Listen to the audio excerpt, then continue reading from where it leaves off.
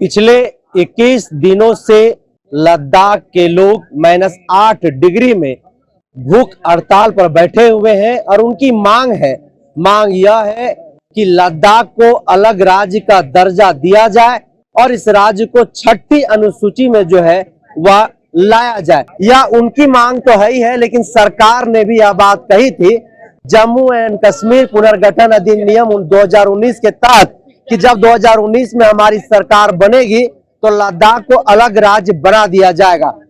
लेकिन 2019 के बाद फिर से 5 साल का कार्यकाल जो है सरकार का पूरा होने को है और पूरा देश एक बार फिर से लोकतंत्र के सबसे बड़ा महापर्व की तैयारी कर रहा है और जो आग लद्दाख में लगी है वह आग अब धीरे धीरे झारखंड की राजधानी रांची भी पहुंच गया है। यहाँ पर बापू वाटिका के सामने 1 दिवसीय उपवास आंदोलन नेहा सिन्हा कर रही हैं। नेहा सिन्हा से समझेंगे कि -8 डिग्री में लद्दाख में जो लोग कर रहे हैं लद्दाख अलग राज्य की मांग को लेकर के, वो तो ठीक है, लेकिन आप यहाँ पर आंदोलन क्यों कर रहे हैं? आखिर आपकी क्या मांग है, आप क्या चाहती हैं? नेहा जी, आप बापू वाटिका के सामने यहाँ पर 1 दिवसीय उपवास आंदोलन किए हुए, आखिर क्यों, क्या वजह है? सह नागरिकों का साथ देना ये सबसे बड़ी वजह है। हमारा देश एक डेमोक्रेसी है। लोगों की बात यहाँ पे सुनी जानी चाहिए। सिर्फ ऐसा ना हो कि सरकार वादे करे और वादों से मुकर जाए। उन्हें कोई ना कोई, किसी ना किसी को तो जवाबदेही इसकी देनी होगी कि आपने वादे किए और आपने क्यों नहीं निभाए। इसी की पहल सोनम वांगचुक जी ने की लद्दाख में, लेह में। तो हमें, और उन्होंने कहा कि मैं तो स्टूडेंट हूं, तो उन्होंने कहा कि अगर आप, जो कोई भी है पूरे देश में, आप हमारा साथ दीजिए 1 दिवसीय उपवास का पालन करके। तो हमने उनकी इस आह्वान का सम्मान करते हुए आज ये 1 दिवसीय उपवास रखा है। इसकी 2 बड़ी वजहें हैं। पहला कि हम एक सह नागरिक हैं, हमारे सह नागरिक लद्दाख में जूझ रहे हैं, ठंड में अपने हक की लड़ाई लड़ रहे हैं, तो उनका साथ देने के लिए अगर हम थोड़ी देर यहाँ 1 दिन का उपवास रखते भी हैं तो इससे उन्हें शायद थोड़ा संबोधन और थोड़ा सपोर्ट मिलेगा। और दूसरी बात कि जिन ग्लेशियर्स को सपोर्ट करने के, प्रोटेक्ट करने के लिए, जिनका संरक्षण करने के लिए वे लोग 6वीं अनुसूची में अपने जगह को मांग रहे हैं, उन्हीं ग्लेशियर्स का पानी हम और आप पीते हैं। उन्हीं ग्लेशियर्स के पानी से हमारी और आपकी खेतों की सिंचाई होती है। तो हमारे लिए ये, भले आपको लगे ना लगे, पर काफी इम्पोर्टेंट, काफी जरूरी मुद्दा है। लेकिन सरकार जो बात कही थी जम्मू एंड कश्मीर पुनर्गठन अधिनियम 2019 की अगर हम लोग बात करें तो सरकार तो खुद कही थी, फिर सरकार का कार्यकाल का 5 साल का पूरा जो है तो फिर होने को है, उसके बाद भी सरकार अपनी ही बातों पर क्यों मुकर रही है? क्यों जो है सो लद्दाख को अलग राज्य देने का काम नहीं कर रही है? मुझे लगता है कि उनकी खुद की, जो वो बड़े कॉरपोरेट घरानों को उनको जमीन वहां पे दी जाए जिनसे उनके पॉकेट और भरे। सरकार केवल इस बात पे अपना ध्यान रखती है, रादर इस बात पे ध्यान नहीं रखती कि वहां के लोग किन कष्टों में और उनकी पीड़ाओं से जूझ रहे हैं। सरकार को शायद इसी बात से ज्यादा खुशी मिलती है कि उनका इलेक्शन में पैसे उनके पॉकेट में भरते रहें, इससे ज्यादा कि वहां के लोग, उनके देश के लोग खुश रहे और जनजाति बची रहे, पेड़ पौधे फूल बचे रहे। इससे सरकार ज्यादा इस बात पे ध्यान देती है कि वो किन्हें खुश कर सकती है, किन बड़े करोड़पतियों को खुश कर सकती है, इससे ज्यादा कि वो लोगों के मन में क्या है।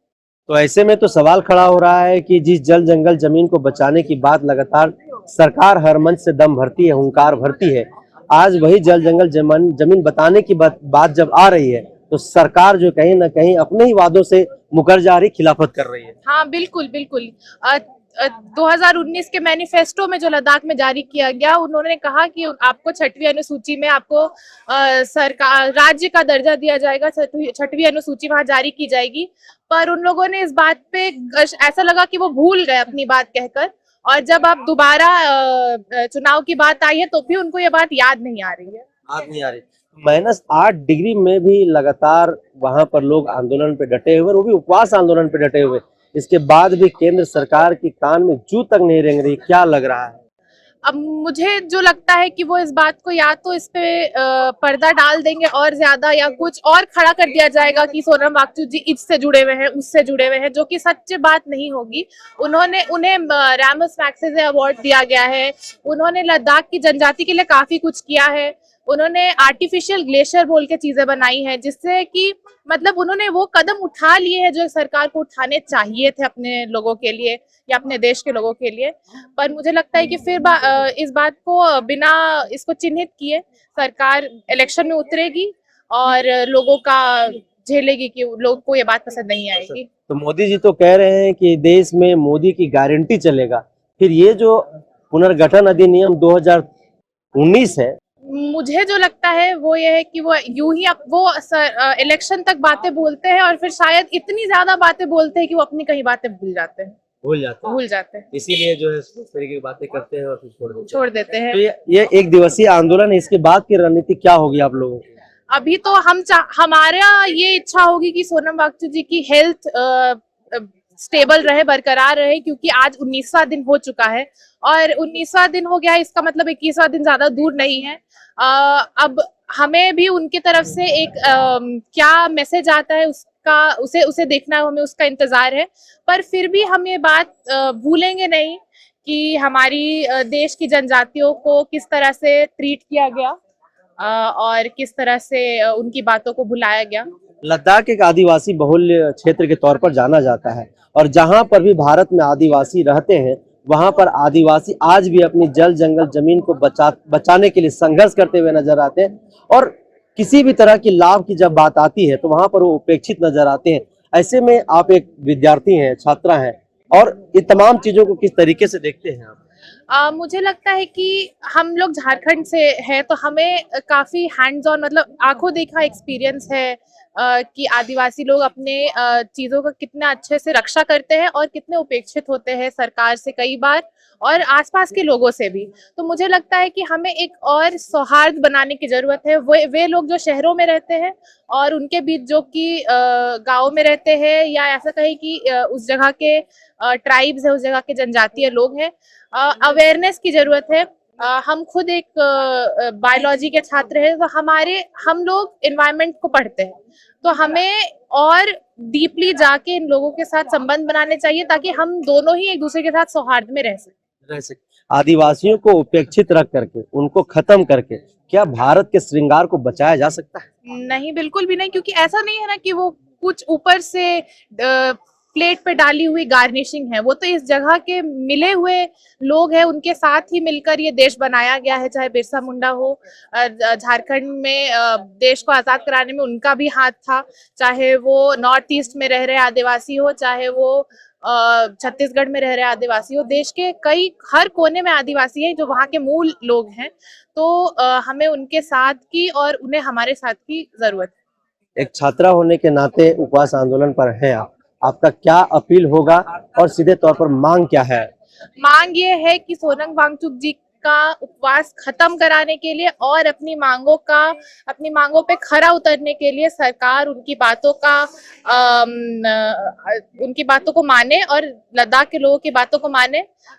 लद्दाख को स्टेट का दर्जा दिया जाए और 6वीं अनुसूची में उसे लाया जाए, उन्हें लोकसभा में सीट दी जाए जिससे लोग अपना रिप्रेजेंटेटिव खुद चुन सके।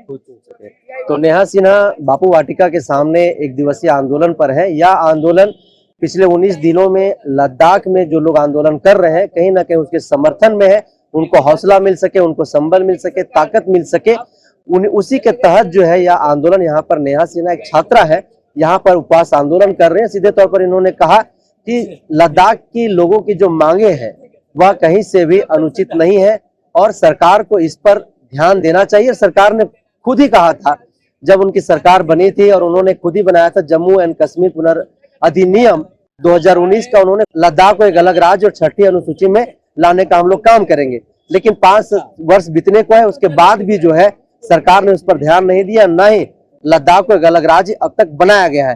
तो लगातार यह आंदोलन इन लोगों का जारी है। -8 डिग्री तापमान लद्दाख में है, जैसा कि आप लोग जानते हैं वह एक ठंड प्रदेश है और लगातार जिस तरह से लोग आंदोलन पर डटे हुए हैं वह एक अनुसूचित जनजाति क्षेत्र के तौर पर भी जाना जाता है। तो ऐसे में आदिवासियों को खत्म करके, आदिवासियों को उपेक्षित रख करके भारत के श्रृंगार को कितना उचित और कैसे बचाया जा सकता है, यह बहुत बड़ा सवाल है। तो लगातार ऐसे खबरों के लिए आप बने रहिए द जनसभा के साथ।